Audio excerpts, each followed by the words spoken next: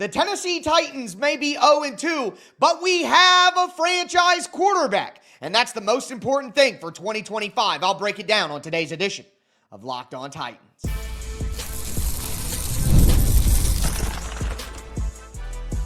You are Locked On Titans, your daily Tennessee Titans podcast, part of the Locked On Podcast Network, your team every day.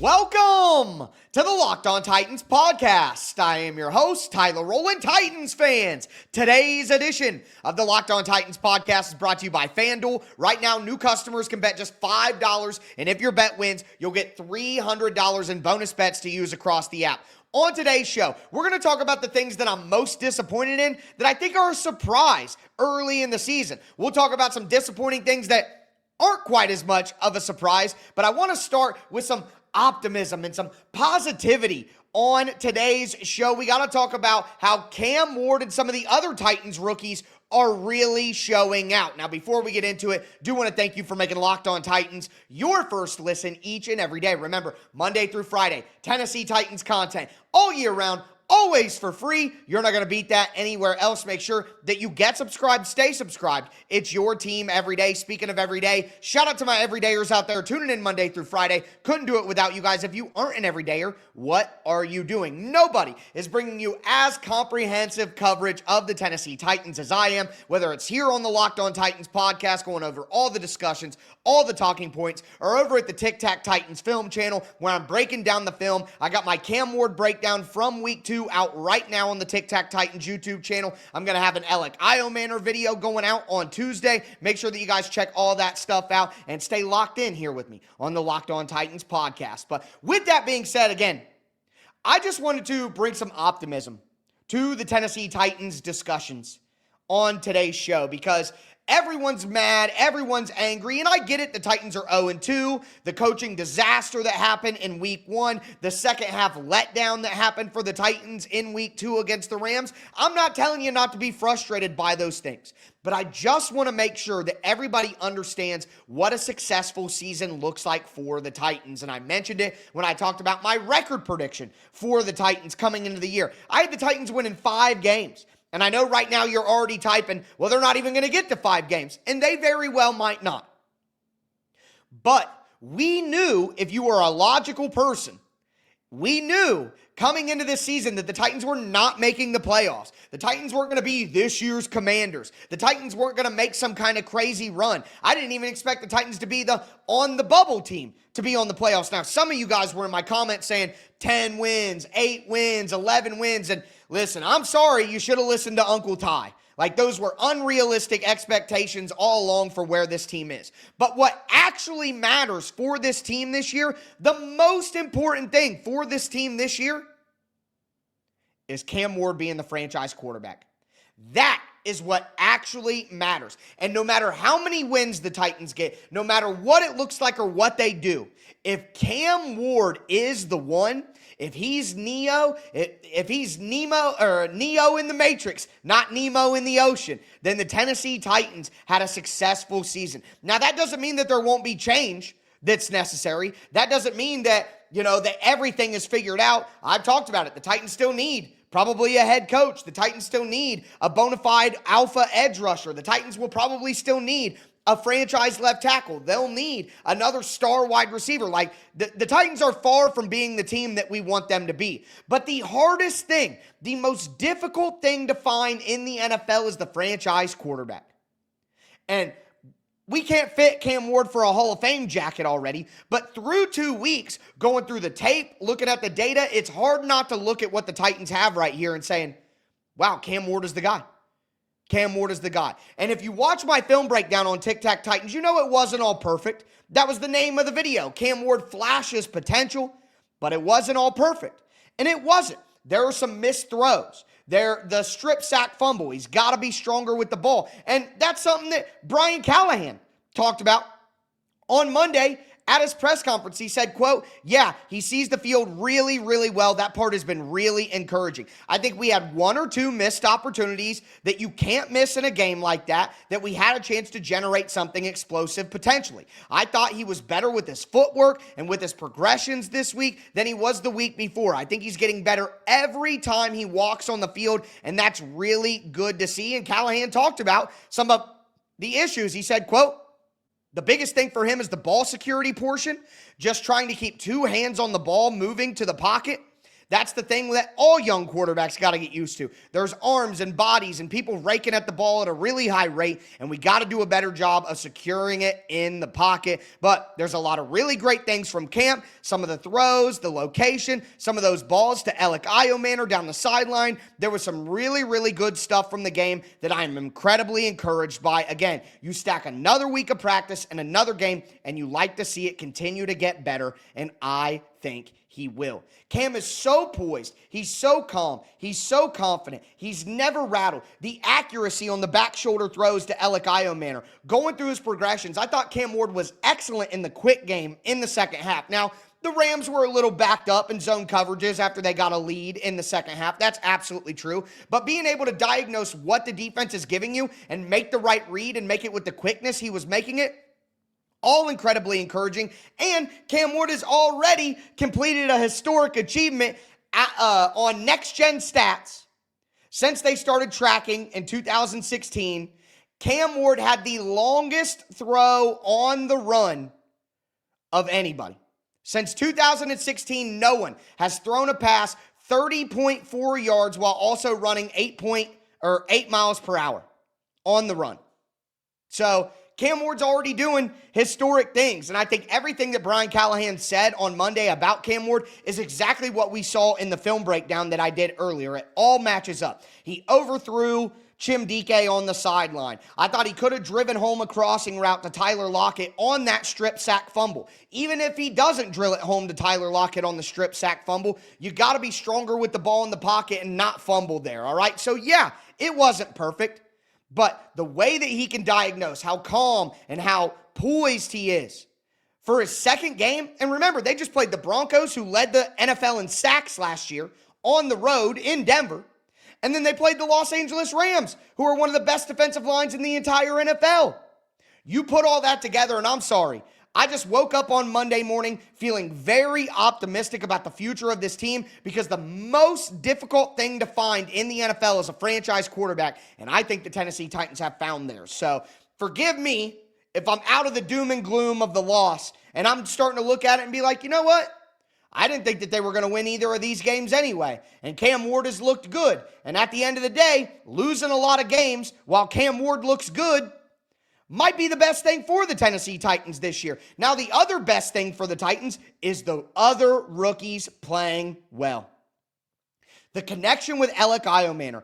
Elic Ayomanor might be wide receiver 1 by the end of the year. He might be wide receiver 1 now. It is obvious that Cam Ward and Elic have a connection. And there was a couple of mistakes in there where I thought Elic could have been better. I showed it in the film breakdown. He ran a drag route at one point in time, and he got past the defender, and he should have got his eyes to the quarterback, and it could have been a bigger play, but it took a little while for him to get where he wanted, and then he sat down. Cam got it to him, but he almost got sacked in the process. So little stuff like that from Elic Ayomanor has to get better. He's not the most experienced wide receiver of all time coming out of Canada, you know what I mean? But what Elic Ayomanor has shown so far, have to be incredibly encouraged by what we're seeing. And not only that, but Chim Dike and special teams like we talked about yesterday. How can you not look at Chim Dike and see the design touches that the Titans got for him, and screens and the reverses and all that stuff? I said after he was drafted that he should be a lightning bolt on special teams, and then he can be a gadget utility player for the offense who could play Z, who could play in the slot, who could take jet sweeps and do things like that. And that's exactly how he's being used. And not only is that exactly how he's being used, but he looks good in the role. How long has it been since the Titans had a dynamic kick returner that can do it, a 71-yard kickoff return in week 1? What should have been a punt return in week 2? So, the Titans aren't a very good football team. They're going to lose a lot of games. But the guys who matter on this team, who the Titans needed to see do well, they're doing pretty well through 2 weeks. And that includes Femi Oladejo, whether you believe it or not, Femi Oladejo has been impressive early on, even if the pass rush has been predictably bad. Today's episode is presented by Mazda.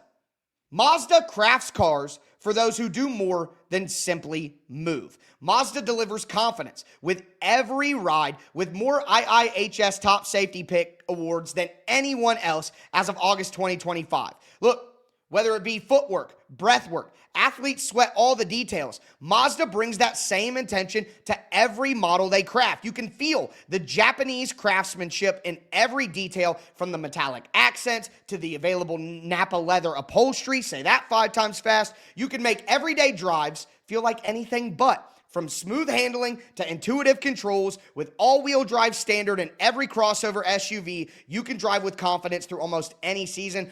I have a Mazda SUV, absolutely love my CX-5. Like the Titans players, Mazda sweats every detail, because when you make every move count, impossible becomes irrelevant. Mazda, move and be moved. Today's episode is also brought to you by Monarch Money. Most people can't name all their financial accounts or even what they're worth. Whether it's 401ks, properties, investments, when you don't have the full picture, you can end up leaving money on the table. That's why there's Monarch Money. It's an all-in-one personal finance tool that brings your entire financial life together in one clean, easy-to-use interface on your laptop or your phone. Monarch does the heavy lifting for you. You can link all your accounts in minutes, see clear data visuals, get smart categorization of your spending, and finally feel in control of your money without ever touching a spreadsheet. I started using Monarch Money. Now I see just how much money I was spending on online shopping, and I've been getting into investments. Being able to see my full financial picture all in one place makes it so easy to manage everything. Don't let financial opportunities slip through the cracks. Use the code LOCKEDONNFL at monarchmoney.com in your browser for half off your first year. That's 50% off your first year at monarchmoney.com with code LOCKEDONNFL.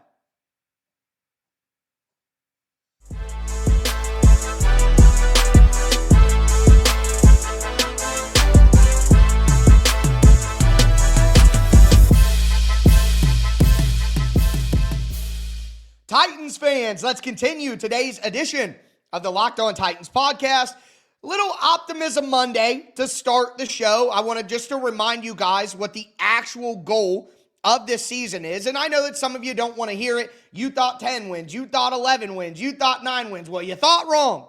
All right?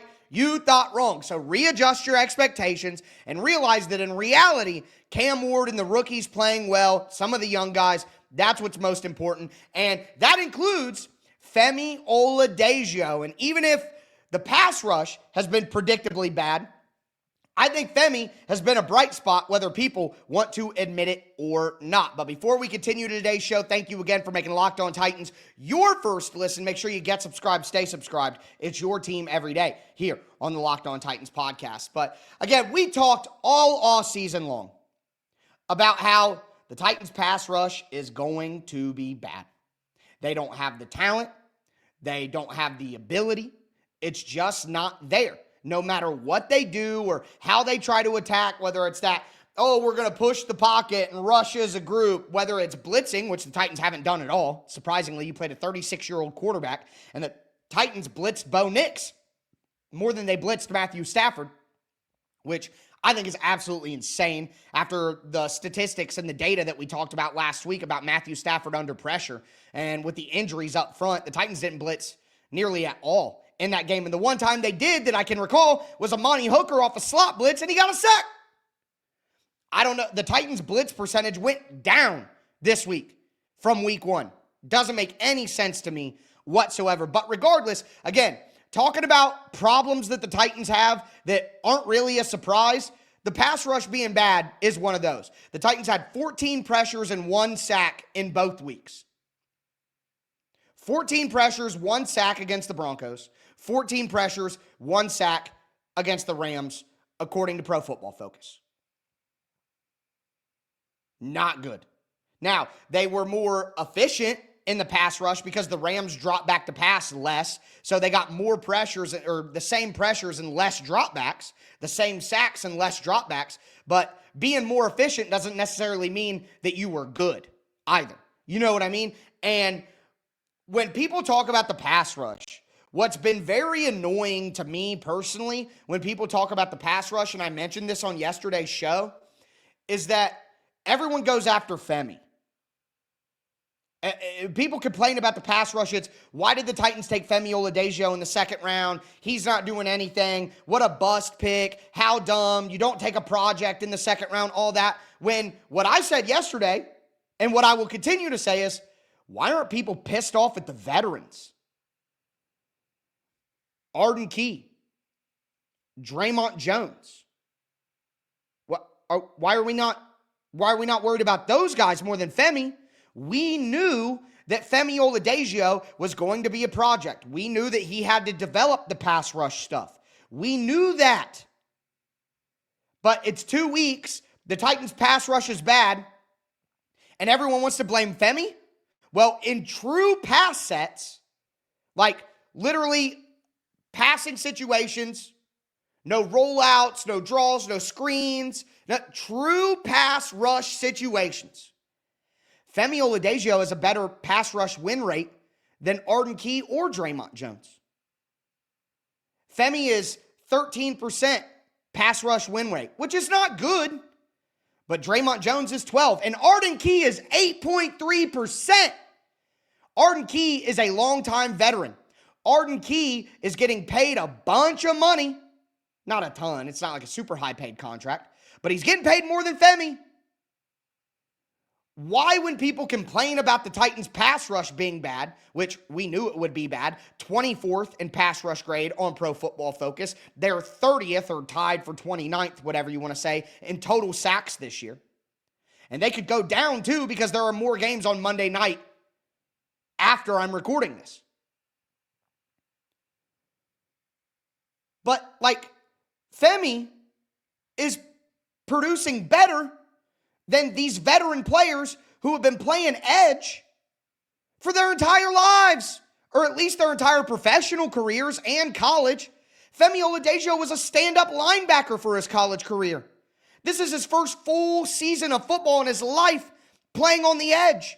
And he's second on the team in true pass rush win rate. And if you don't just want to compare it to the Titans' crappy pass rush, sure. But take a look at this.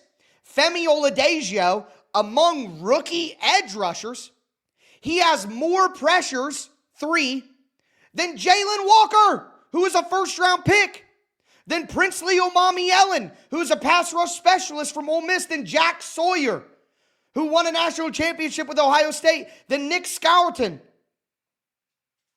Some of those players, Titans fans, are in my comments saying they should have taken him over Femi Oladejo. Well, what's that mean?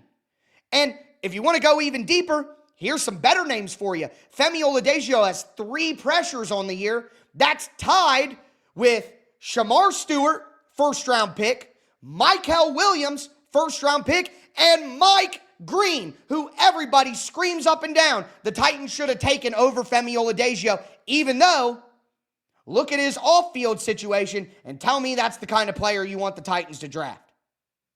Ugly, ugly off-field stuff from Mike Green. And Femi Oladejo, who everybody says is a bust and a project pick and a reach and garbage, has the same amount of pressures through 2 weeks as Mike Green. And Mike Green is on the frickin' Ravens, surrounded by studs and a great defense and great coaching. Femi might be on the worst pass rush group in the entire NFL. Well, that's not true because the Carolina Panthers exist. But Femi might be on the worst pass rush group in the AFC, and he's tied with pressures with Shamar Stewart, Mykel Williams, and Mike Green. And everyone is complaining about him. And no one's talking about Arden Key. Arden Key is so silent. He's skating by so well, with no one paying attention to him. It's unbelievable. And what we knew about Femi Oladejo is he would be good in run defense, and he has been. He has a better run defense grade than Jalen Walker, Abdul Carter, Mike Green, and Mykel Williams. Better in run defense than those guys. So if he's tied with Mike Green in pressures and he's better in run defense through 2 weeks than Mike Green, then why is everybody saying the Titans should have taken Mike Green? Femi Oladejo has been better. Now, on a pure pass rush standpoint, Mike Green has won more often, but it hasn't resulted in more production. So what are we talking about?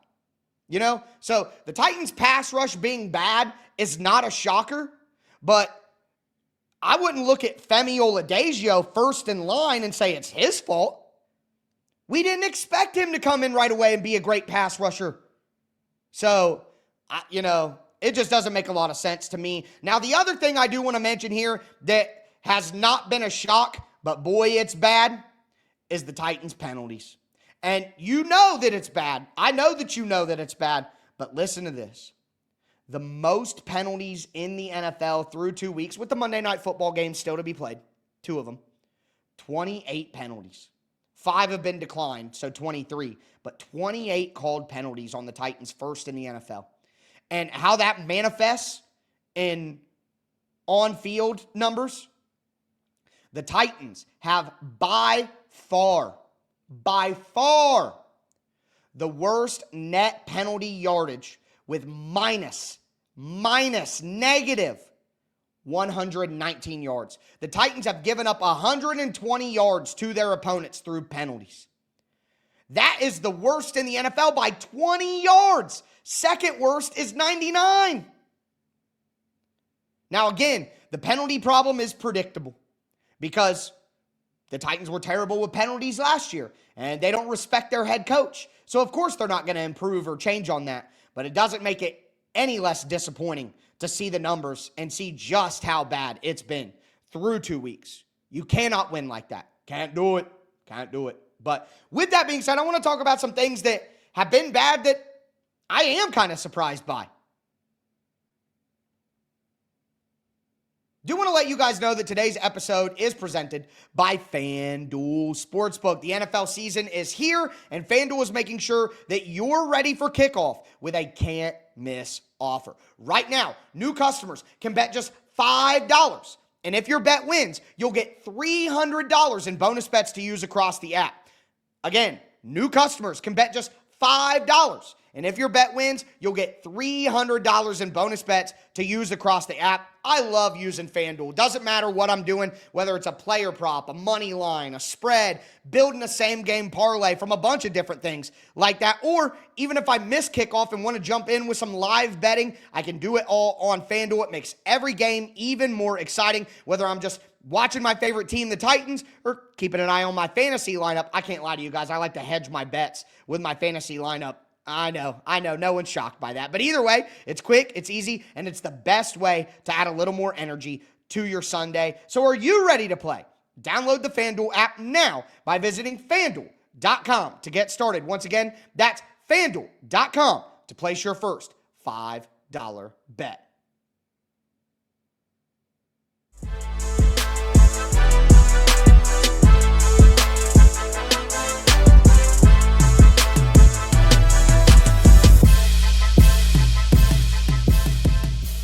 Titans fans, let's cap off today's edition of the Locked On Titans podcast. We talked about Cam Ward and the rookies showing out. We talked about some data through the first 2 weeks of the season that isn't really a surprise. But now I want to talk about some things that have kind of caught me, I wouldn't say off guard, but I'm much more disappointed and more,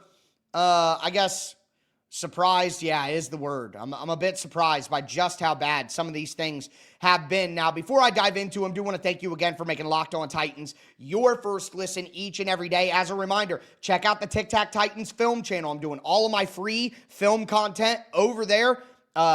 Cam Ward film breakdown. I'll have an Elic Ayomanor out on Tuesday. Got some other stuff planned later this week. I think a Peter Skoronski video might be on the docket. Might take a look at L'Jarius Sneed's performance. But I will tell you guys, you all say I'm negative, I'm pessimistic, put out some positive stuff. As we get later in the week, I get less interested in doing the negative content. And I kind of want to look at, here's who's playing well. Here's what the Titans can do against the Colts. I do like to turn the page a little bit. So we'll see if I get to the L'Jarius Sneed stuff. I think I might have hammered that point home pretty well on social media with the the gap between people who understand football and who don't, and people saying L'Jarius Sneed played well, and then looking at the tape, looking at the data, and being like, I wouldn't say he played that well. But that's an argument for a different time that's already been hashed out. I do want to talk about some of these things that have kind of caught me off guard.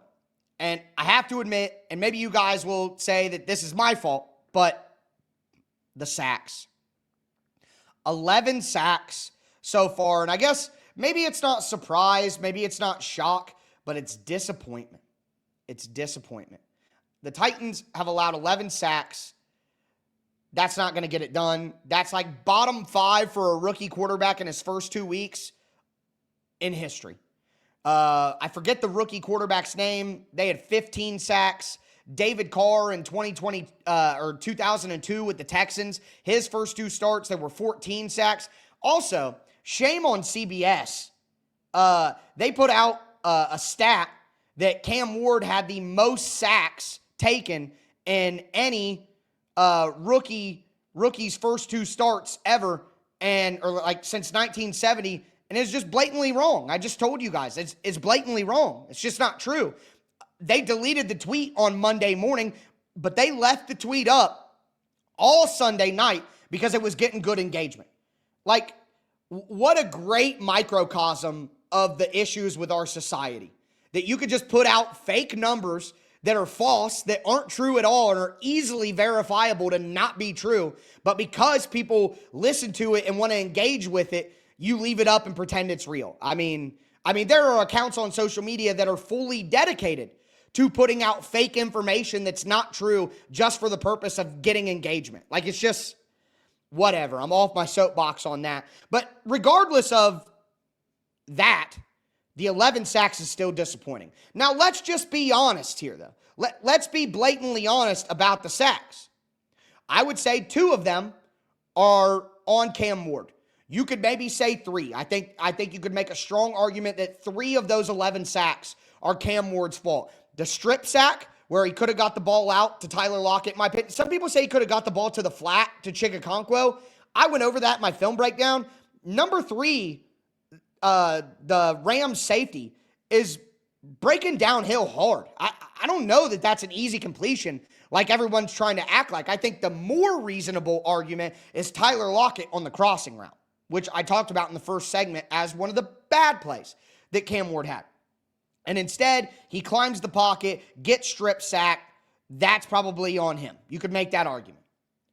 And then in Denver, the rollout, I know you guys are like, oh, it was a throwback. Well, the throwback did not happen on time, and he could have got rid of the ball rather than holding it and taking the sack there. And then the last sack of the day against the Rams, it's Cam Ward literally scrambling and then running out of bounds for 2 yards. This blows my mind. I don't understand why quarterbacks don't just toss the ball out of bounds. Why lose 2 yards? Why take a quote-unquote sack and lose 2 yards? You're right by the sticks, Cam. Just toss the ball out of bounds. You're already there. Just toss the ball right out of bounds instead of losing 2 yards for no reason and putting a sack on the ledger. So to me, the Titans have really given up 10 sacks, and 2 of those 10 are probably on Cam Ward. But that's still 8 sacks allowed that are either the running back in pass protection or an offensive lineman's fault. And that's not good enough. And for what we hoped would be an improved offensive line, Kevin Zeitler has not done well enough, and now he's hurt. Lloyd Cushenberry got wrecked in that game against the Rams.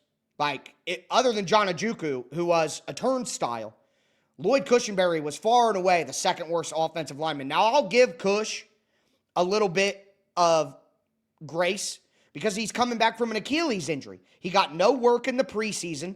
You know what I mean? So I'll give Cush a little bit of grace to get back to good, but he did get eaten up. No doubt about it. So we hoped and we expected this offensive line, yeah, maybe they won't be top 5 like ESPN ranked them or top 10 or whatever, but they have to be massively improved, right? They have not been so far. And I know that's one game without J.C. Latham. I understand that, but at the end of the day, Latham gave up a sack and a couple of pressures in week 1. He wasn't bad, but it wasn't great. Now, the easy counter is two of the best defensive lines in the NFL. Let's call it what it is.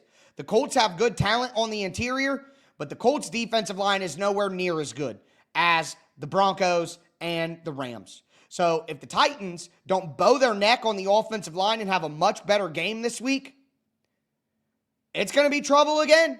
It's going to be trouble again. So I could say that maybe I'm not shocked, but I am incredibly disappointed with the amount of sacks and the way that it's happened, even while acknowledging that the running back and Cam Ward are responsible for some of that number. Now, the last thing that I want to mention that's even more disgusting and despicable is the Titans' run defense. Nobody runs the ball on the Tennessee Titans. I don't know who made that up or who first said that, but that has not been true whatsoever. And shout out my guy, Zach Lyons, who does F words in 104.5. But he put out a great tweet on Monday morning showing some of the stats that characterize the run defense. The Titans are currently allowing 150 rushing yards per game. That's the fourth highest in the NFL. The Titans are currently allowing 5.5 rushing yards per play. That's the fourth highest in the NFL. The Titans are currently allowing 5.48 yards to go on third down. That's the third least for opponents. So the Titans have the third worst defense in the NFL when it comes to creating third and longs, and a lot of that has to do with the run defense. The Titans have the third lowest run stuff rate at 10.9%. The Titans have allowed the sixth most runs of 10-plus yards at 9. It's despicable.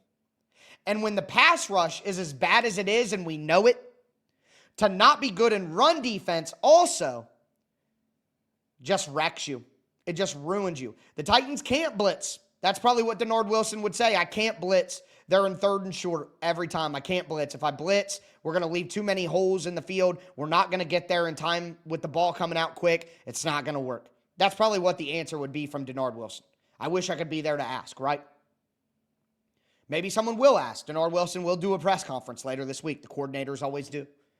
But out of the things that I'm surprised about that are disappointing, the run defense has to be high up there. And T'Vondre Sweat was missing in week 2. But if you're honest, and I know that when I say this, people roll their eyes, but if you're honest, T'Vondre Sweat was not very good in run defense in week 1 either. He had the one stop on fourth down against Bo Nix that's a highlight play that will make everybody think that he played well, but he got bullied by the Denver Broncos in that game.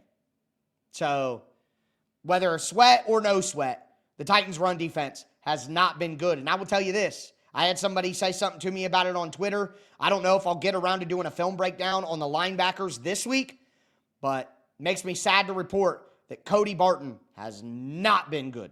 He has not been very good. And, the leadership, the personality, all fun, all great, but it does make you kind of think, oh, this is why he's been a backup for most of his career. Hasn't been great. Not getting off blocks. Not physical enough, looking like a former defensive back. You know what I mean? But with that being said, let me know your guys' thoughts down below in the comments. That's going to do it for me today, folks. As always, I am your host, Tyler Rowland, and this was Locked On Titans.